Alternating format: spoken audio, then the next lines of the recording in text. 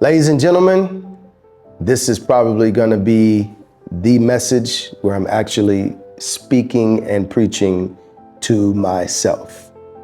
For real. Rest, R-E-S-T, is productive.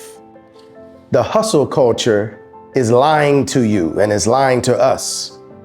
They say that rest is weakness, but actually rest should be a part of our strategy. I used to think that running myself into the ground, grinding constantly, was a win. But in fact, instead of pouring in, it was actually taken away. Burnout is not a badge of honor.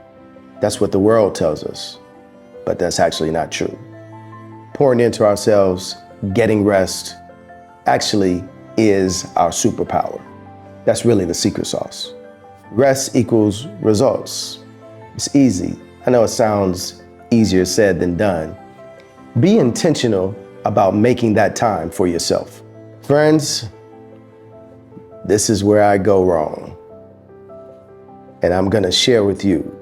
You need to schedule downtime and not feel guilty about it. Scheduling downtime is just as important as everything else that we put on our schedule during the day. I'm guilty of it. I know I've got to do better myself.